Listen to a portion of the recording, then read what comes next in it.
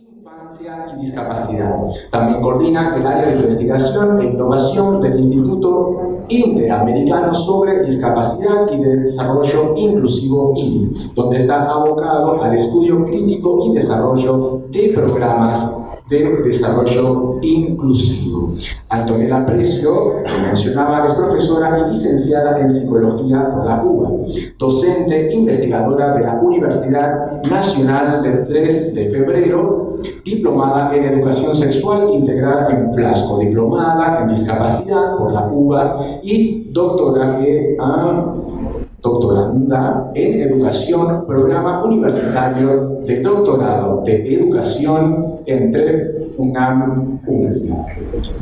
¿Cómo estamos con la comunicación virtual? Ya podríamos dar inicio, que nos informe la organización.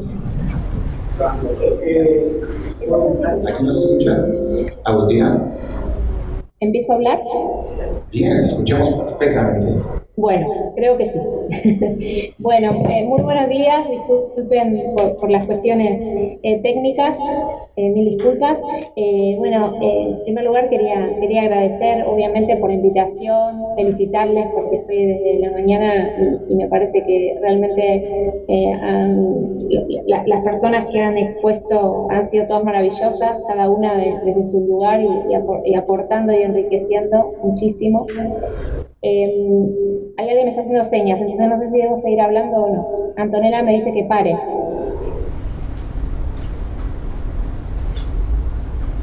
A ver, ¿tenemos algún inconveniente con Antonella en este caso? ¿Podríamos gestionar para que cuál sería su necesidad? Bueno, me están diciendo que se frisa el audio que sale con demora. Yo no sé si alguien me podría entonces guiar un poquito.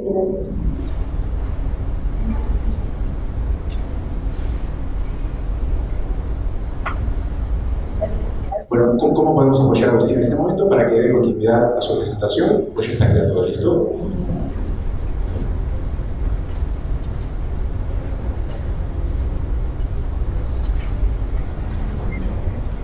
Se escucha, por lo menos Agustina, desde aquí se te escucha muy bien.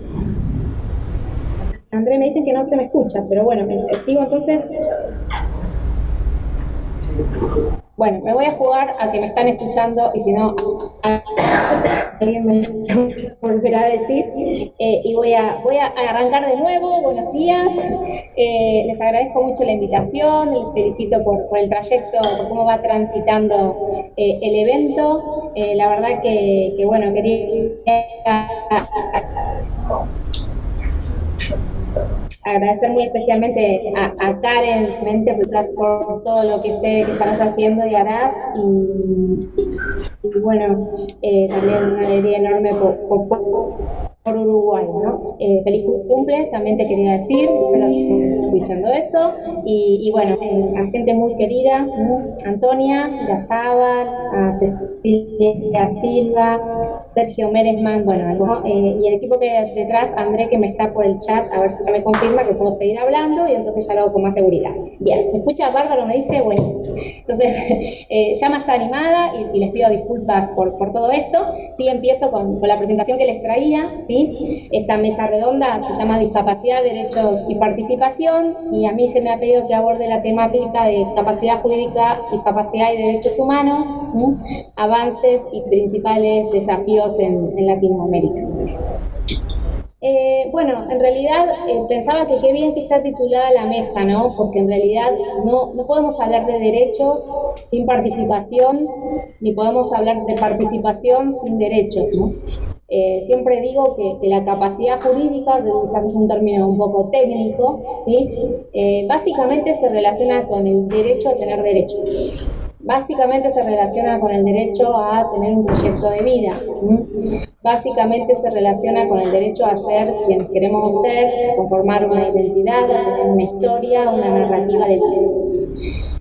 Y cuando hablamos de discapacidad, y hoy tenemos que hacer ese cruce, porque en realidad la capacidad jurídica no se relaciona con la discapacidad solamente, se relaciona con todas las condiciones de la humanidad. Pero bueno, hay determinados grupos, en un momento estuvimos las mujeres, ¿sí?, que tienen restricciones para el ejercicio de su capacidad jurídica, o incluso imposibilidades para el ejercicio de su capacidad jurídica. A mí me gusta esto de recordar que las mujeres necesitamos hace muchos años que Naciones Unidas reconociera que tenemos derecho a la capacidad jurídica en igualdad de condiciones que el hombre, ¿no? Porque bueno, hay muchos de los argumentos que se utilizan para restringir la capacidad jurídica de las personas con discapacidad, si leemos, ¿no?, las razones por las cuales se nos restringía a las mujeres, son absolutamente coincidentes, ¿no?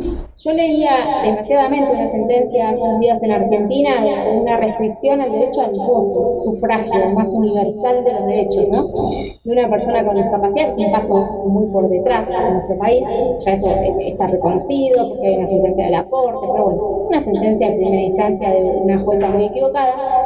Y bueno, realmente, ¿no?, si pensamos en el derecho al voto, el más universal de los derechos, y vemos por qué los argumentos que utilizaba la jueza, basándose en dictámenes interdisciplinarios y demás, bueno, eso ya lo hemos escuchado y sufrido las mujeres.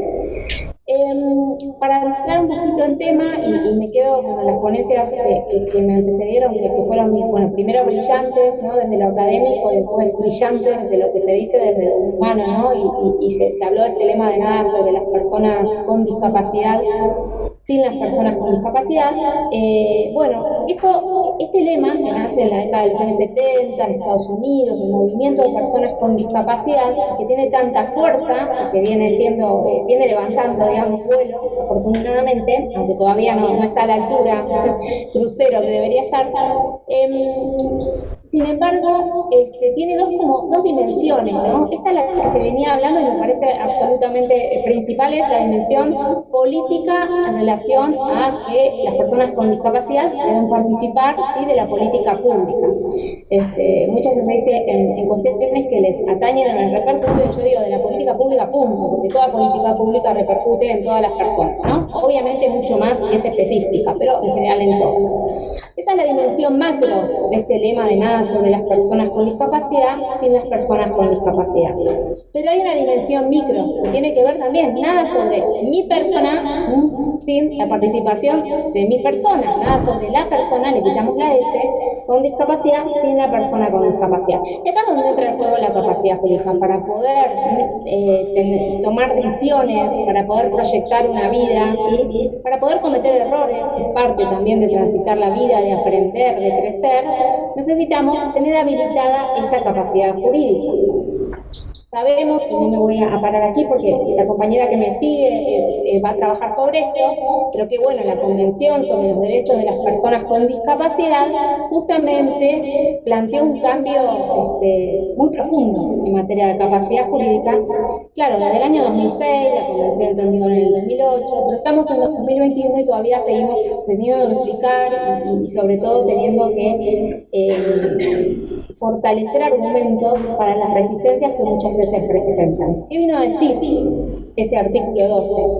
Y bueno, vino a establecer algunas obligaciones, ¿sí?, para los estados. La primera de ellas justamente es que se reconozcan que las personas con discapacidad tengan capacidad jurídica, ¿no?, en igualdad de condiciones con las demás, es decir, sin ser discriminadas por su condición, situación y posición de discapacidad, en todos los aspectos de la vida. Esto es importante y la mesa anterior lo mostró, porque la capacidad jurídica muchas veces se relaciona con cuestiones patrimoniales, netamente patrimoniales, con negocios jurídicos, con decidir si compra una casa, si acepta una donación, que son cuestiones muy importantes, ¿sí?, y que obviamente se relacionan con la capacidad jurídica. Pero hay otro ámbito de la vida que se relaciona con la capacidad jurídica y que muchas veces no se tiene tan presente, y que tiene que ver con el ejercicio de derechos personalísimos, esos que hacen a mi personalidad, esos que hacen, como decíamos, a tener un proyecto de vida, a poder tener sueños, a poder enamorarme, a poder decidir si quiero formar una familia, a poder decidir si quiero ejercer mis derechos sexuales y reproductivos o no reproductivos, y a poder votar, por ejemplo, a poder decidir si quiero tomar un tratamiento o no quiero hacerlo. Y todavía una cuestión que creo que hay que reforzarla y que sigue siendo una asignatura pendiente muy grande a nivel mundial. Hoy se ha hablado de salud mental y no podemos dejar de poner sobre la mesa, no es un tema que me toca, pero bueno, la situación de las personas con discapacidad psicosocial que están privadas de su libertad y a partir de ahí privadas del ejercicio de todos los derechos, ¿sí?, en razón de un diagnóstico médico que se relaciona con la salud mental. Pero bueno, recapitulo, ¿no? La primera obligación del Estado es reconocer la capacidad jurídica, pero para la segunda, ¿sí?, que viene a integrar esa obligación, es proporcionar un sistema o medidas de apoyo para aquellas personas que lo requieran. Y la tercera es acompañar ese sistema de apoyo con un sistema de salvaguardia. ¿Para qué? Para que esas salvaguardias, que muchas veces serán judiciales, puedan fiscalizar que quienes ejercen la función de apoyo, los apoyos, cumplan su función. ¿Cuál es la función de los apoyos? La promoción, ¿sí?, de la autonomía de las personas con discapacidad y el ejercicio de sus derechos. Ahora mismo, ni bien termino, se va a hablar de la convención, de las obligaciones y del caso de Uruguay. Entonces no voy a hablar de la convención a nivel del sistema universal, pero sí voy a recordar que en nuestra región, el sistema interamericano, ¿no?, la OEA, ya hace varios años, en el 2011, el Comité para la Eliminación de todas las formas de discriminación contra las personas con discapacidad dijo: cuidado, los estados en nuestra región, en Latinoamérica, deben iniciar un proceso de reforma de la capacidad jurídica para superar, ¿sí?, este modelo sustitutivo hacia un modelo de apoyos. ¿Qué significa superar este modelo sustitutivo? Ese modelo que entiende que hay personas que no pueden tomar decisiones en base a esa condición, llamamos condición o sigamos llamando diagnóstico médico, que deberíamos ampliamente haber trascendido, pero muchas veces se sigue utilizando. Y que en base a eso se considera que no pueden tomar decisiones o no pueden tomar decisiones correctas, ¿sí?, o no pueden comprender el alcance de esas decisiones. Entonces, ¿qué se ha hecho hasta ahora? Sustituir a la persona, nombrar una tercera persona, una doble, ¿sí?, y que esa persona, representante legal, tome las decisiones en base a ello. Esto se viene haciendo hace siglos, ¿sí? La Convención marca realmente un cambio paradigmático y incluso las observaciones finales que hace el Comité de Naciones Unidas a todos los países, Uruguay inclusive, tampoco me voy a centrar hoy, recomendado, entre comillas, el comité recomienda, el comité solicita, ¿no?, que se modifique el régimen de capacidad jurídica. Bueno, en base a esto que veo que voy muy mal con el tiempo, ¿sí?, y que estoy entrando recién en tema, les voy a contar que en nuestra región, ¿sí?, en el año 2015 empezó un proceso de reforma de legislaciones civiles a la luz de este artículo 12 de la Convención de Naciones Unidas. ¿Se acuerdan? Que nos obliga a reconocer la capacidad jurídica, proporcionar un sistema de apoyo y acompañarlo con un sistema de salvaguardia. El primer cambio que se hizo fue justamente en Argentina, en el año 2015, porque en Argentina en ese momento se reformó y unificó el Código Civil y Comercial, ¿verdad? Básicamente toda la vida de las personas, ¿no?, los ámbitos de desarrollo de toda la vida, pero bueno, también la capacidad jurídica. En Argentina, entonces en el 2015 se dio un primer paso, y si ustedes me preguntan, ¿realmente se llegó al estándar de la convención? No, pero sí fueron algunos pasos bastante importantes, ¿sí?, a nivel legislativo, como para poder decir, bueno, la incapacitación quedó restringida a un supuesto absolutamente objetivo de una persona básicamente incómoda, ¿no?, que cuando se tramitaba y se debatía el borrador se llamó el caso Cerati, porque Gustavo Cerati estaba en ese momento en coma. Pero el resto aborda a las personas con discapacidad, los que en Argentina estaban incapacitadas, la mayoría, ¿sí?, conforme a estos parámetros, deberían tener un sistema, digamos, de restricción de su capacidad para uno o determinados ámbitos. ¿Y qué implica que se le restrinja la capacidad a la persona? Implica que se le brinde un sistema de apoyo para el acto que la persona requiera, un acto o varios. Algo importante que trajo la reforma de Argentina puede exigir al juez o la jueza que garantice condiciones de accesibilidad y ajustes razonables durante todo el proceso, donde se está valorando la capacidad jurídica y sobre todo los sistemas de apoyos, y se obligó a que las sentencias que hasta ese momento existían incapacitando a las personas con discapacidad, fueran revisadas, ¿sí? Se dio un plazo máximo de 3 años, ¿sí? Como máximo, pero cualquier persona en cualquier momento puede solicitar a la justicia que se revise su sentencia y se le adapte a los nuevos estándares. Luego, si quieren, les cuento cómo va esto, pero bueno, como pantallazo general, ese fue un primer paso, que no llegó a los estándares de la Convención. En el año siguiente, en 2016, se reformó en Costa Rica, en realidad se promulgó, la Ley de Autonomía Personal de las Personas con Discapacidad, derogándose también la interdicción, ¿no? Implementando 2 figuras, el garante para la igualdad jurídica y la asistencia personal, el asistente personal, que también es una especie de intento de llegar a los estándares de la Convención, que quienes no somos de Costa Rica no logramos entender muy bien, y quienes están en Costa Rica no he podido dar con la persona que me pueda explicar bien el cambio, pero bueno, ha sido un avance, pero yo creo que no tan importante como los países que les voy a comentar ahora, que son justamente Perú y Colombia. En Perú, en el año 2019, por una cuestión técnica, no les quiero aburrir, que es un decreto, ¿sí? Se eliminó la incapacidad por razón de discapacidad, ¿sí?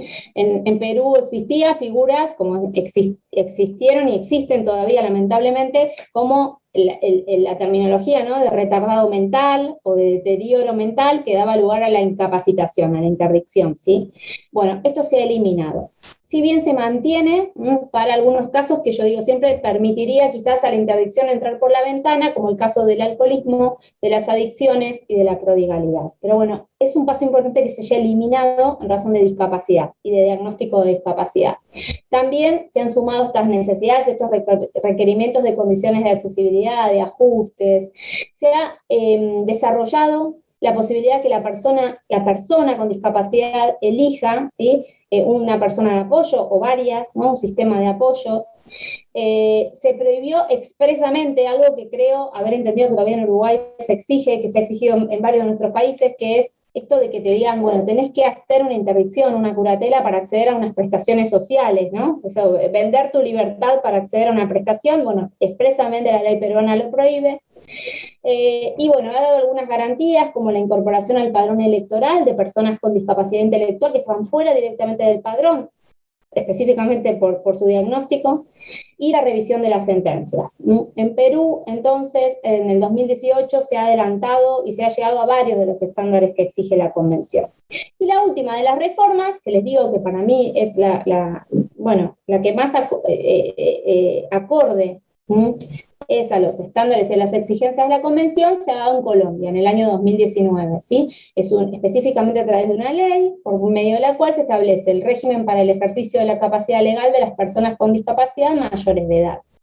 Bueno, en Colombia en realidad es interesante, la ley es muy larga, es muy completa, tiene frases que realmente muestran cómo se ha querido plasmar el modelo social de discapacidad y sobre todo un enfoque de derechos humanos.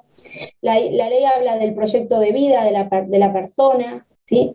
La ley en realidad establece medidas para garantizar, ¿no?, la capacidad jurídica y el acceso a los apoyos. Esos apoyos pueden ser o pueden solicitarse, ¿no?, vía judicial, pero también esos apoyos pueden solicitarse fuera de la vía judicial, ¿no?, ya sea a través de el sistema notarial o, muy interesante, se han establecido centros de conciliación extrajudiciales específicos para que una persona, sin tener que hacer un gasto en lo que implica ir a una escribanía, ¿sí?, pueda firmar un acuerdo, ¿sí?, de apoyos donde decide quién va a ser su apoyo, en qué situaciones, para qué actos, y bueno, y un montón de otras cuestiones que hacen a que la persona realmente pueda hacer ese diseño para la toma de decisiones, se pueda prever con antelación. Hay un informe general que me parece que es interesante, ¿no?, que habla de la mejor interpretación de la voluntad y preferencias de la persona, que deberá tener, entre otras cuestiones, el proyecto de vida, ¿no? Esto que decimos, y sus actitudes, argumentos, actuaciones anteriores, opiniones, creencias y sus formas de comunicaciones verbales y no verbales. La ley colombiana se la súper recomiendo de leer si les interesa, porque realmente es muy completa, y lo que ha tratado de traducir me parece que es esto del el vivir a mi manera, ¿no? Que ha puesto, que ha mostrado esa canción que cantaba Frank Sinatra, o bueno, en Argentina Mercedes Sosa, no sé si en Uruguay calculo que es muy conocida también, ¿no? Y que es de lo que se trata. Que el sistema de apoyos pueda habilitar, ¿sí? Un proyecto de vida y por ende una narrativa de vida y una identidad. Para ir finalizando, les cuento que actualmente, más allá de estas reformas que son contundentes, que son legales, que igual, obviamente que no es tan fácil, ¿sí? que hay barreras, ahora les voy a hablar de eso, pero bueno, en la actualidad también esto se está trabajando en Brasil, ¿sí? Hay proyectos en Brasil, en Chile, y en México hay unas grandes sentencias, la última, les he traído una cita, ¿no? Porque es de agosto de 2021, bastante reciente, donde todavía no se ha modificado la ley en México, y es difícil en México. Justamente ayer o antes de ayer estuve en un curso que hablaba, donde Carlos Ríos, que bueno, ha sido miembro del Comité sobre los Derechos de las Personas con Discapacidad, y Carlos es mexicano, y nos contaba que bueno, que son creo que 36 estados ¿no? que conforman esto lo federal, y entonces que habría que modificar, por ejemplo, creo que 36 códigos locales, códigos civiles. Bueno, es bastante complejo, pero mientras tanto, mientras se analiza lo complejo, la Suprema Corte de Justicia de la Nación ha dicho que la interdicción es inconstitucional, y que la interdicción va también, digamos, va contra la Convención, contra estos estándares de la Convención, ¿no? Les dejo para luego, para no tomar más tiempo, para si alguien quiere leer alguno de estos argumentos, lo dejo al PowerPoint a disposición, y termino con esta frase de México, ¿no? Que dice que el tribunal explicó que el derecho a la capacidad jurídica no es una cuestión de inteligencia en las decisiones que se adoptan, ni debe estar ligada a las condiciones mentales. Se basa simplemente en el reconocimiento de la voluntad de todo ser humano como elemento central del sistema de derechos, ¿no? Volvemos al inicio, participación, derechos, ¿no? Y una base fundamental del sistema de derechos. En estos trayectos que se están dando en nuestra región, justamente este evento que les decía, que se habló de Latinoamérica hace un par de días, estaba moderando y pregunté a cada uno de los países qué les parecía que eran los desafíos actuales para implementar estos cambios.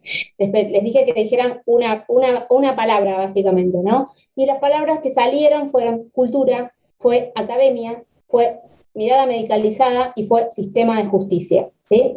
Yo creo que eso se resume, o que resume las distintas barreras que se van enfrentando en los distintos países, y que muestran una clara ausencia de perspectiva de discapacidad y enfoque de derechos humanos. Hablamos mucho de perspectiva de género, empecemos a hablar, por favor, y a visibilizar la perspectiva de discapacidad, la obligación. Estoy trabajando sobre eso, no tengo tiempo ahora. Simplemente les digo que como buena práctica, en Buenos Aires, en la provincia de Buenos Aires, muy recientemente se ha aprobado una ley, ¿sí?, que establece la capacitación obligatoria en la temática de discapacidad desde un enfoque de derechos humanos para todas las personas que se desempeñen en la función pública en todos sus niveles y jerarquía, en forma permanente o transitoria, bueno, y en los 3 poderes del Estado provincial.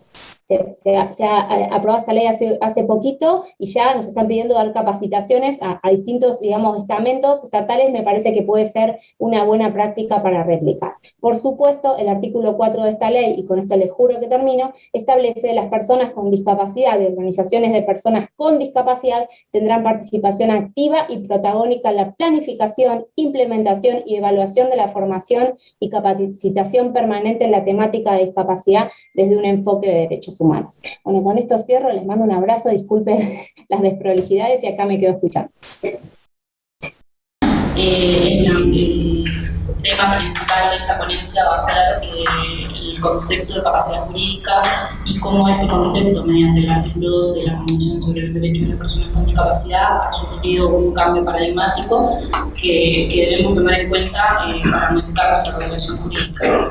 Primero que nada, estipular, como ya me explicaron, que el artículo 12 de esta convención expresa que las personas con discapacidad tienen la misma capacidad jurídica en todos los aspectos de la vida que las demás personas.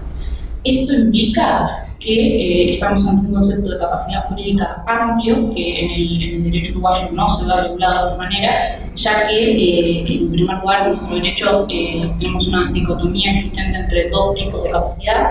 Primero que nada la capacidad jurídica como tal, que es la actitud de ser titular de derechos, deberes y obligaciones, como explicaba Agustina, básicamente de decidir todo nuestro transcurso de vida. Y por otro lado tenemos el concepto que lo acompaña, que es la capacidad de obrar. La capacidad de obrar es poder ejercer por nuestra cuenta estos derechos, deberes y obligaciones que tenemos por ser personas. Este concepto de capacidad de obrar es que justamente se puede llegar a ver limitado cuando el derecho o los estándares jurídicos estiman que la persona no puede ejercer por su cuenta esta capacidad que tiene por ser tal.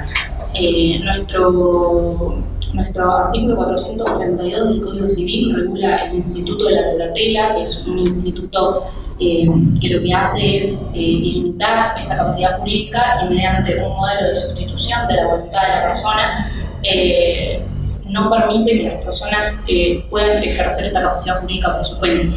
El artículo 432, con una redacción bastante estigmatizante, literalmente dice que están sujetos a curatoría general los incapaces mayores de edad, hallándose en este caso los dementes, aunque tengan intervalos lúcidos, y las personas sordomudas que no puedan darse a entender por escrito ni mediante lengua de señas. Esta palabra demente, el Código Civil la utiliza para literalmente definir a las personas que mediante una patología o mediante su psiquis no pueden darse a entender, no pueden comprender ni entender sus propios actos, hechos o declaraciones, manifestaciones de voluntad.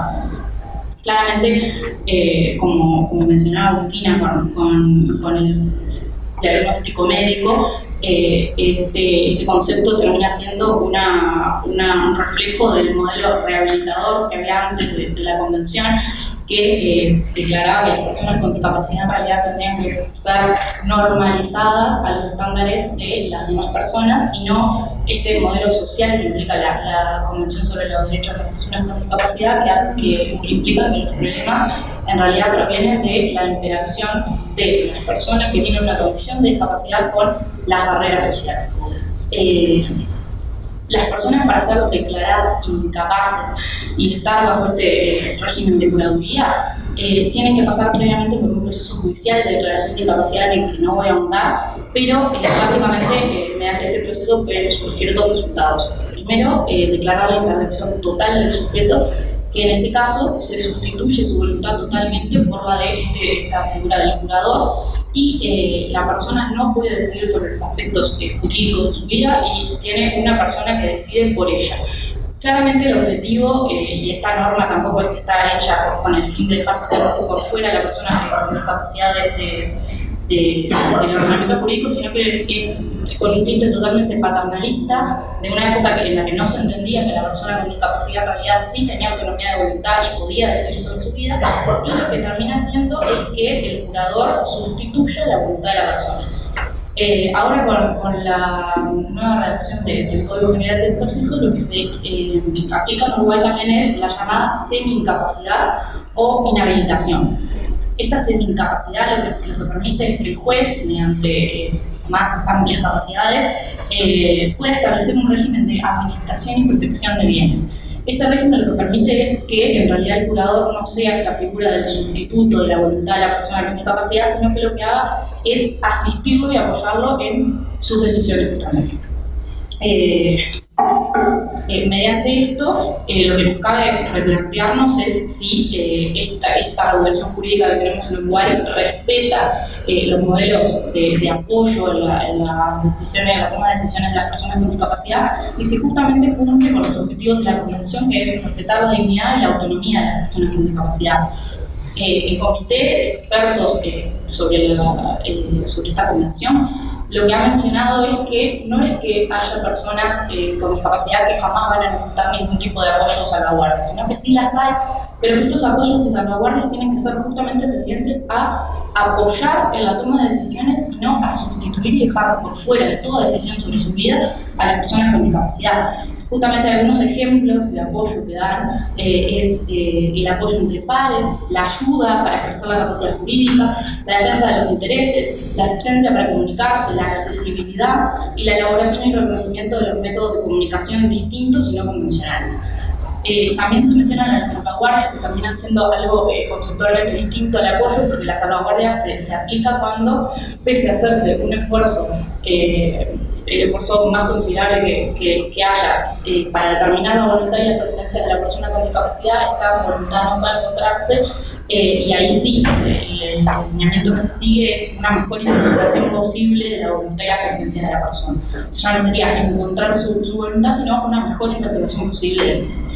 Esto ha generado que varios autores, tanto nacionales como internacionales, planteen qué tipo de modelo de apoyo se podría implementar en Uruguay. Primeramente, hay autores nacionales que, como dijo Agustín, uno de los problemas es la academia. Hay autores nacionales que piensan que en realidad estas salvaguardias y apoyos son simplemente cambios de nombre y no implican un cambio sustancial de lo que es nuestra legislación, pero por suerte no es la opinión de la mayoría de la doctrina ni tampoco de la mayoría de nuestra jurisprudencia, ya que la mayor parte de nuestros autores estiman que estos modelos de apoyo, aparte de implementarse con un montón de políticas públicas que reflejen justamente esto que mencionaba la Convención, tanto la accesibilidad como la defensa de intereses, también podría llegar a alcanzarse por una amplia utilización de la figura de la inhabilitación. La idea sería que con las amplias facultades que se le dan a los jueces, ellos mediante una capacitación previa obviamente, designen a curadores asistentes y no designen curadores sustitutos. Estos curadores asistentes lo que tendrían que hacer es justamente apoyar en la toma de decisiones, tanto jurídicas como cotidianas, a la persona con discapacidad. Y lo más importante que recalcan todos los autores es que estas designaciones no pueden ser vitalicias y nunca más revisables, sino que estas son por periodos cortos y tienen que ser revisables periódicamente. También cabe mencionar en la doctrina internacional a Michael Bach, quien propone un sistema que considero que es bastante innovador sobre el sistema de apoyos. Él lo que hace es subdividir en 4 tipos a los apoyos posibles. Por ejemplo, determina la asistencia en la toma de decisiones, que es justamente para que la persona pueda demostrar y ejercer su capacidad jurídica, la información y las campañas de sensibilización, que no solamente son campañas de sensibilización designadas a las personas con discapacidad, sino justamente algo como este encuentro, que lo que hace es capacitar tanto en capacidad jurídica, decisiones de apoyo, derechos humanos y red de representación en las tomas de decisiones. También tenemos un apoyo a la defensa de la persona, que es justamente para poder proteger el ejercicio de su capacidad jurídica, y también un sistema de apoyo comunitario, como el que nos presentaban en la mesa anterior, que lo que hace es que estas personas con discapacidad también tengan un apoyo individualizado o flexible. También determina que para determinar qué tipo de apoyo una persona podría necesitar o no, hay como varios estados que se pueden determinar. Tenemos el estado autónomo para la toma de decisiones, que se da cuando la persona puede comunicar cuáles son las decisiones que tiene de manera comprensible, y esto de manera comprensible, claro, lo vemos desde el punto de vista de la accesibilidad, no puede verse nunca desde el punto de vista tradicional, siempre tiene que verse como por ejemplo con ayudas visuales, tecnológicas, por lenguaje simple. También tenemos el estado asistido a la toma de decisiones, que sería cuando el sujeto lo que hace es pedirle a otras personas que lo ayude en la formulación y en el ejercicio de las decisiones que quiere tomar. También tenemos el estado de codecisión, que sería como una especie de curador asistente que habíamos mencionado, y el estado de toma de decisión facilitada, que sería cuando la persona tenga una discapacidad significativa, y esto lo que conlleva es que no pueda expresar su voluntad y necesita a alguien que pueda facilitarle la toma de decisiones. Después, hablar también un poco, me parece que cabe hacer mención de los 2 casos paradigmáticos fuera de Latinoamérica, que se implementó este modelo de apoyo, que son Canadá y Suecia. Por su parte, Canadá lo que hizo fue que el Estado de la República Británica promulgó la ley del convenio de representación, que esta ley lo que hace es estipular un acuerdo mediante el cual la persona con discapacidad acuerda con otra persona cómo se van a tomar las decisiones respecto a su cuidado personal, asuntos patrimoniales y cualquier otro tipo de decisión que crea pertinente. Y lo que sí puede parecer como una especie de la figura de la autotutela, que la autotutela es cuando una persona que es considerada por el ordenamiento jurídico capaz, elige quién va a ser su curador en el caso de devenir incapaz. Pero lo que tiene de ventajoso este acuerdo de representación es que en realidad no define como lo define tradicionalmente a las personas capaces que pueden contraerlo, sino que lo que dice es que la capacidad para contraer este acuerdo debe medirse según determinados parámetros, como por ejemplo que la persona pueda demostrar sus elecciones o preferencias, tenga sensaciones de desaparición o aprobación ante determinadas situaciones, o sea consciente de lo que supone este acuerdo.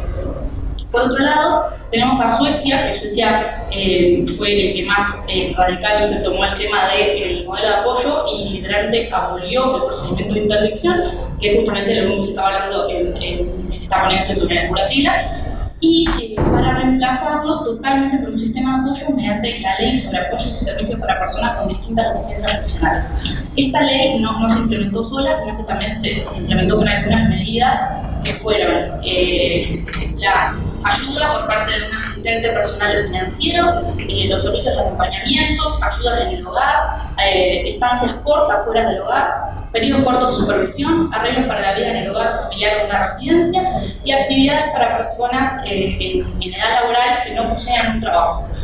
También lo que se hizo fue que se le da la potestad a la persona con discapacidad de poder por sí misma pedirle a las autoridades que le realicen un plan personalizado sobre cómo implementar estas medidas de apoyo, las que tienen que ser realizables por mínimamente una vez al año. Como para finalizar un poco, recalcar también la función de la jurisprudencia, que en nuestro país por suerte no ha sido reticente en aplicar estas medidas de inhabilitación o de interdicción parcial, siempre siguiendo los lineamientos de la Convención, siendo estos respetar la dignidad y la autonomía y la voluntad de la persona con discapacidad. También dejar como mensaje final que si bien todo esto de aplicar, de pasar del modelo de sustitución de la voluntad al modelo de apoyo implica claramente ejercer una reforma legislativa que no sea solamente reformar lo que nosotros consideramos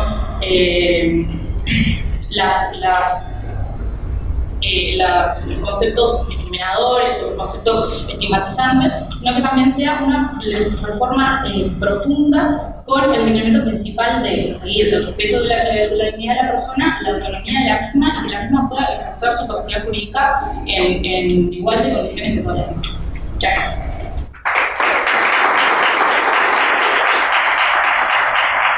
Muchísimas gracias, Martina González de Nardi. Damos lugar al señor Sergio Beresman, quien se encuentra de forma presencial y de forma virtual. Participan Antonella Precio y Victoria Verdadero. Bueno, muchas gracias. Buenos días. Muy buenas gracias por la oportunidad de participar. Sé que no es solamente el cumpleaños de Karen, hoy, sino que estamos aquí para hacer algo también de agradecer, dos cosas que son de agradecer en la convocatoria. Una es esta idea del intercambio de saberes entre el Estado y la sociedad civil. Es decir, que eso supone de que hay saberes que no están, que hay que ir a buscarlos porque están medio perdidos a veces. Saberes quiere decir, en el caso de las personas con discapacidad, cosas que se han aprendido a través de poder sobrevivir a la exclusión. Es decir, las personas que están acá, las personas que todavía, digamos, forman parte de espacios en la educación, en la salud, en la protección, son las que han podido sobrevivir a la exclusión. Y eso, digamos, de pique, nos permite suponer de que saben algo acerca de cómo sobrevivir a la exclusión. La idea de recuperar algo de esos saberes me parece que súper importante y súper necesaria el trabajo que hacemos en el Instituto Interamericano sobre Discapacidad y Desarrollo Inclusivo ya desde hace muchos años, y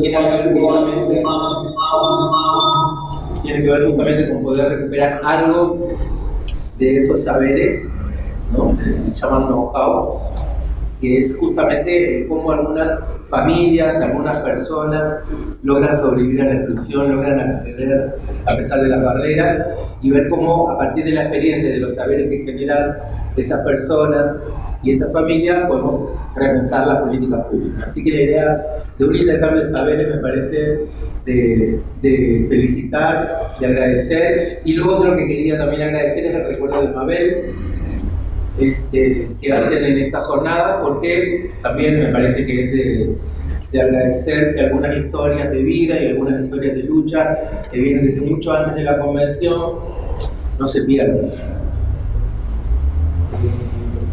No sé si se habrá dicho antes, pero se cumplen este año 15 años de la convención sobre los derechos de las personas con discapacidad.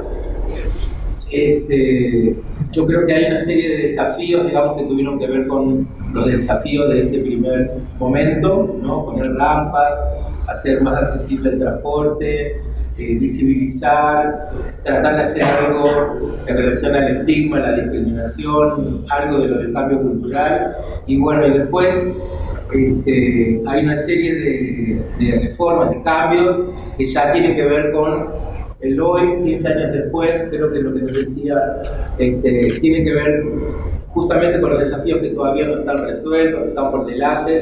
Yo creo que también en estos 15 años el mensaje de la convención y del movimiento de personas con discapacidad ha sido sobre todo acerca de el qué, digamos, ¿no? El qué de los derechos. Y ahora viene la cuestión del cómo, es de otro nivel de complejidad el cómo se logran los derechos en las escuelas, en los centros de salud. El cómo es muy complicado, pero bueno, dimos un paso, ¿no? que ahora sabemos que hay derechos, sabemos que tienen que ser los mismos derechos de todas las personas. Nosotros vamos a compartir hoy un poquito de un trabajo de investigación que hemos venido haciendo. Me acompañan dos compañeras investigadoras que van a estar, una desde Brasil, la otra desde Argentina. Pero yo quería contarles un poquito acerca de lo que tiene que ver con eso que les decía, que buscamos hacer desde el IRI, que es recoger saberes. Nosotros trabajamos en los temas de derechos sexuales y reproductivos desde hace muchos años, en Uruguay y en otros países, enfocando en los jóvenes principalmente, tratando de aprender y de un poco desarrollar estrategias de prevención, de promoción, a partir de lo que íbamos aprendiendo con jóvenes, en liceos, en organizaciones de personas con discapacidad. Hicimos, por ahí del 2009, fue publicado por ANER, un material que se llama Es parte de la vida, tal vez lo conozcan, un material que tuvo su eco, porque es de los primeros que hubo en la región, y es un material de educación sexual pensado para quienes nunca antes habían recibido educación sexual.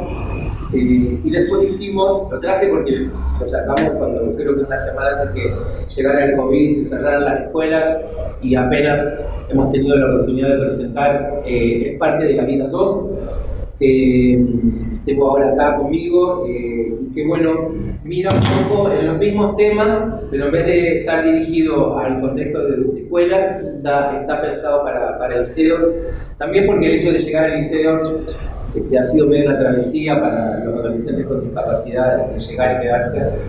Entonces empezamos por las escuelas, pero este material lo pueden buscar en los sitios de ANER. También es hicimos un poco recogiendo el saber, los saberes de maestras, de profesoras, de centros de recursos, de adolescentes, de familias, y también un material sobre derechos, autonomía, educación sexual, qué hacer con el cuerpo, con los impulsos, con los sentimientos cuando se es un adolescente con discapacidad. Y después de eso, junto con el apoyo del UNSPA, hicimos una investigación, y ahí voy llegando un poco a lo que queríamos compartirles hoy, creo que es la próxima. Por favor, no sé quién está pasando las datos, es la próxima que muestra una investigación que hicimos durante el 2020.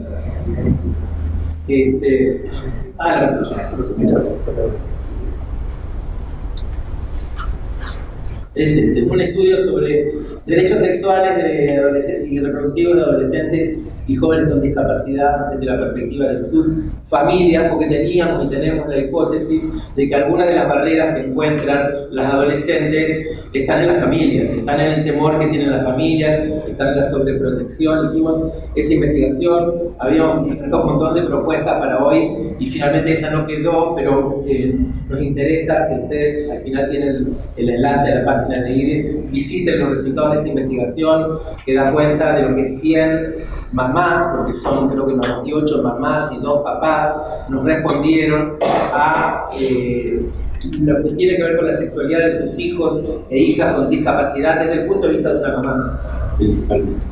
Así que vale mucho la pena. Hicimos esta investigación. Después de que hicimos esta investigación, estamos ahora presentando, espero que el 15 de diciembre, un portal dirigido a las familias, que se llama También es parte de la vida, y que procura un poco, con base en esa investigación, responder a las preguntas, a las necesidades, a los temores que tienen muchas mamás de adolescentes, ¿verdad? Nos decían, por ejemplo, que les preguntábamos, ¿le da permiso a su hijo o su hija con discapacidad para tener novio? Sí. ¿Le da permiso para salir sola de noche? No. No sé cómo piensan que pueden los jóvenes conocer a otras y otros. Bueno, estamos un poco poniendo, el 15 de diciembre vamos a presentar este portal con materiales, hay mucho material que se produjo en Uruguay en los últimos años, accesible, bien pensado, bien dirigido y que pensamos que va a ayudar un poco a ir generando los procesos de cambio que todos queremos. Ok, entonces creo que sigue algunas de mis compañeras, no sé si están conectadas.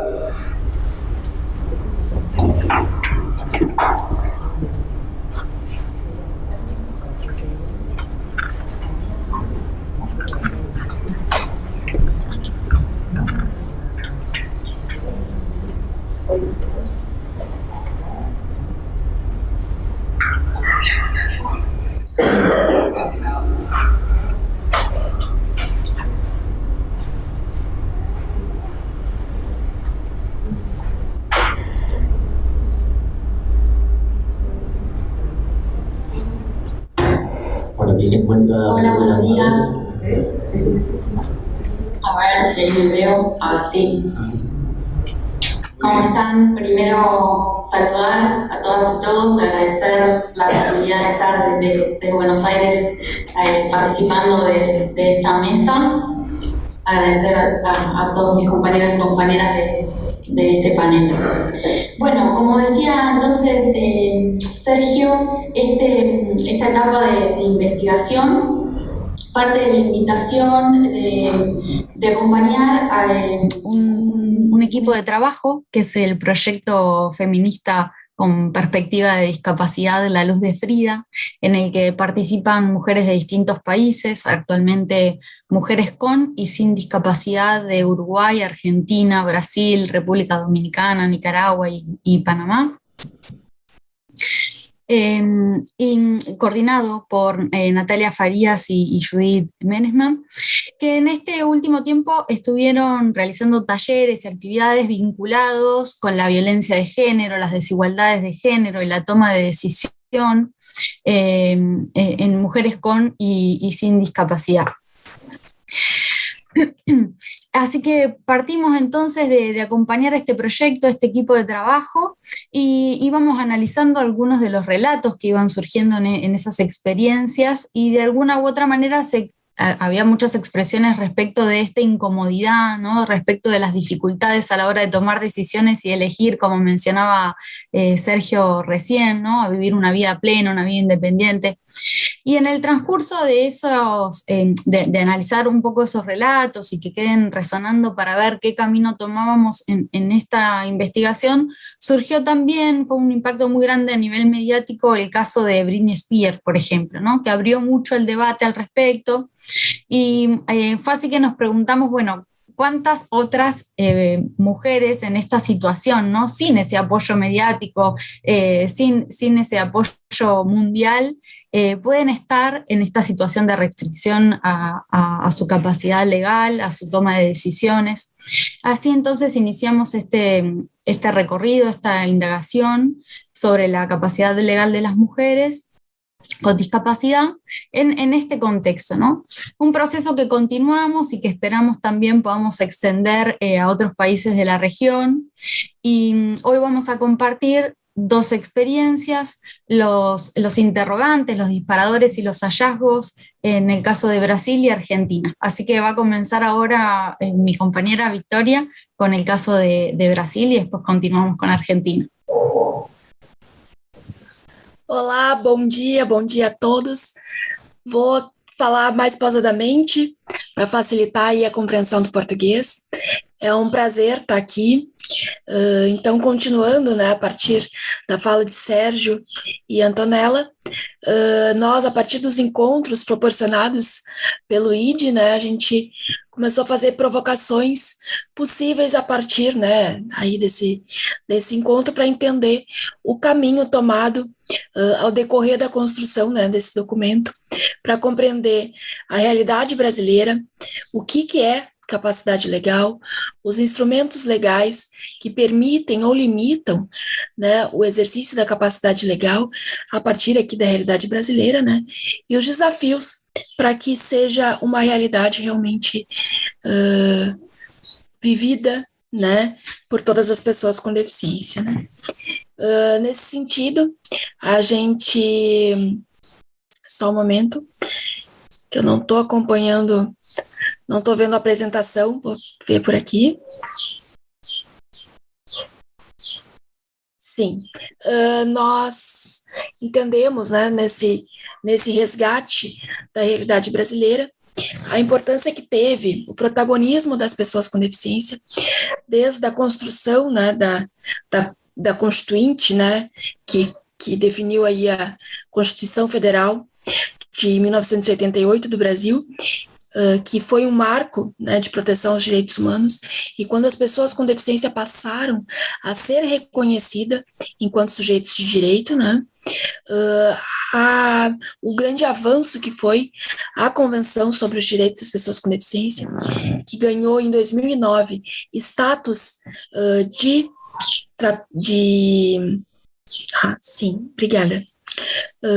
tratados, né, foi incorporado à nossa Constituição e também contou com importante participação das pessoas com deficiência nesse processo, né? Lembrando que foi o primeiro tratado a ser reconhecido com status de norma constitucional aqui no Brasil. E em 2015, a Lei Brasileira de Inclusão das Pessoas com Deficiência, que finalmente, né, aprofundou aí o reconhecimento da capacidade legal e regulamentou sobre a curatela, né, e a tomada de decisão apoiada. E para essa construção a gente fez uma revisão bibliográfica com artigos a partir de 2015 que pudessem contemplar, então, os avanços da Lei Brasileira de Inclusão, e também esses artigos que foram recomendados por pesquisadoras ativistas também. Bom, sobre os desafios que nós encontramos, né, nessa revisão bibliográfica.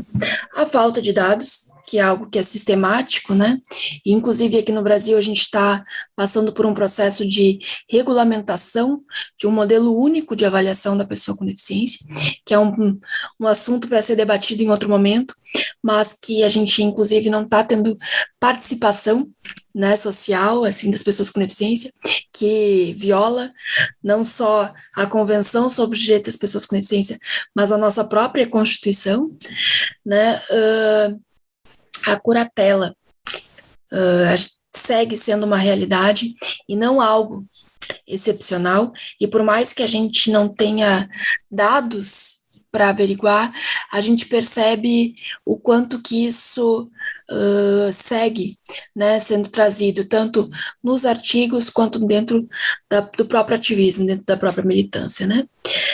Ainda a necessidade de entrar na justiça para ter o reconhecimento na nossa capacidade legal, na necessidade de apoio, né? Então, a gente acaba burocratizando o acesso a esse direito, a ausência de campanhas de sensibilização da sociedade sobre os direitos das pessoas com deficiência, né? O temor também por parte de familiares, porque por mais que a Convenção e a Constituição digam que o acesso a direitos se refere ao fato de tu ter deficiência e não as incapacidades, muitas vezes isso ainda fica um pouco na lacuna, né? Então, muitos familiares têm medo de que ao solicitar o apoio, né, os seus familiares, enfim, as pessoas com deficiência, podem perder direitos, e uma resistência muito grande sobre os operadores do direito, né, ainda numa visão muito capacitista, em que precisa ser superada, e que para isso a gente precisa de políticas públicas que realmente capacitem, né, esses trabalhadores do direito, e sobretudo essas informações sobre o direito ao reconhecimento da capacidade legal e a tomada de decisão apoiada possa chegar para as pessoas com deficiência. Então, isso foi um pouquinho do que a gente levantou a partir da realidade brasileira. E retorno para ti, Antonella, para trazer y pontuar a realidad de Argentina. Bueno, muchas gracias. Acá retomamos entonces muy velozmente porque estamos, por lo que me dicen, con poquito tiempo. Entonces, para Argentina, bueno, me voy a apoyar mucho en toda la exposición de Agustina, ¿no? Que realmente nos viene muy bien porque tiene mucho que ver con esto que estuvimos relevando, ¿no? Puntualmente voy a ser súper breve y decir que, bueno, hicimos foco, ¿no? en esta distinción del marco normativo argentino, bueno, la aclaración de que la restricción a la capacidad tiene que ser una excepción, ¿no? Y que solamente se puede restringir esta capacidad de manera excepcional mediante una sentencia judicial. Y me quedo pensando en esto que también planteaba Agustina de, bueno, la necesidad de cambiar la cultura, ¿no? Y de incorporar la perspectiva en todos los ámbitos de la vida, incluido la justicia, ¿no?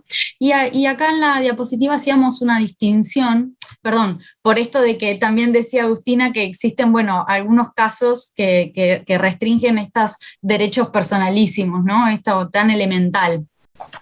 Entonces, también esta distinción conceptual que nos trae la legislación, que nos parecía importante destacar, que tiene que ver con, bueno, la capacidad de derecho, ser titular de derechos y deberes, pero también la capacidad del ejercicio, ¿sí? Y también, bueno, el derecho al ejercicio, ¿no? Esta posibilidad de ejercer por uno mismo, por una misma, nuestros derechos y deberes y sin intermediarios, poder tomar decisiones en todos los ámbitos y todos los aspectos de la vida. Agustina también bueno, mencionaba la legislación que realmente regula todos los aspectos de la vida de las personas. Entonces, la importancia de poder discutir más, quizás, bueno, desde lo conceptual o la propuesta, pero no solo quedarnos en la legislación, que muchas veces es adecuada, ¿no? O esperamos que así lo sea, y por eso se realizan las modificaciones que se realizan, pero ahí falta todavía como la vuelta de tuerca a la bajada de la realidad, ¿no? Acá mencionábamos entonces que la discapacidad no implica una incapacidad jurídica y por esto la necesidad de conocer estos derechos, conocer estas obligaciones y trabajar sobre la capacidad de ejercicio, ¿no? Los relevamientos que pudimos hacer, que muy brevemente les cuento que lo hicimos a través de una base de datos unificada que reúne cierto material académico en relación a palabras clave, ¿no? Para acercarnos a la capacidad legal, al ejercicio de derechos. También nos focalizamos en los derechos sexuales, reproductivos y no reproductivos. Bueno, lo que pudimos relevar allí fueron estos trabajos académicos que también hacían foco y mención a esta diferencia entre la ley y la aplicación, ¿no?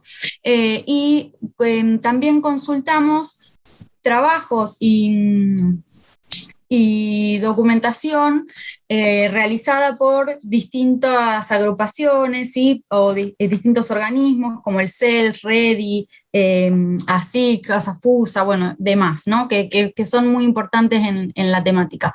Y lo que pudimos de alguna manera advertir es, bueno, una ausencia de datos sistematizados, ¿no? Por ejemplo, que si queremos acceder al número de personas que actualmente tienen asignada un curador o tienen una restricción a su capacidad, bueno, tendríamos que ver jurisdicción por jurisdicción, ¿no? Esa falta de sistematización de datos da cuenta de un problema no solo a la hora de ir a investigar, sino de hacer seguimiento de los casos, sino también de falta de control a estos mecanismos, ¿no? Por eso nos preguntábamos, bueno, esta falta, ¿no? de sistematización de datos que dificulta toda esta tarea, bueno, también dificulta y continúa dificultando la toma de decisión, la autonomía de las personas. Y acá teníamos unos disparadores,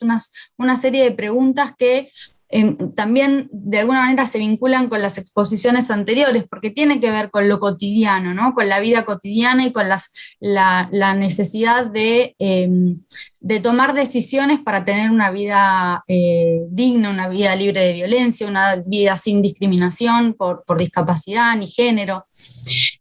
Bueno, queda nada de tiempo, así que simplemente mencionar los próximos pasos que esperamos desarrollar en este equipo.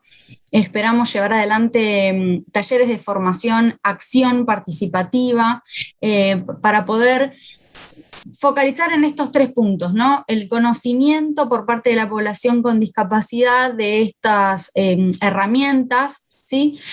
Poder de alguna manera trabajar sobre esta falta de estructuras y de iniciativas para poder con estas mujeres, con las personas en situación de discapacidad, desarrollar acciones y propuestas para mejorar este estado de situación con el que nos encontramos hoy. Así que bueno, muy breve, ¿no? La idea es seguir construyendo estrategias, seguir trabajando así que bueno, muy agradecida por este espacio y cierro acá en nombre de mis compañeros. Pero quizá haya ansiedad por el corte del almuerzo. Bueno, si no hay consultas, simplemente agradecerles realmente la participación de Agustina Palacios desde Argentina, también a Antonella Precio, Victoria Bernardet desde Brasil, y bueno, y aquí en la mesa Sergio Meresman y Martina González. Gracias por su participación.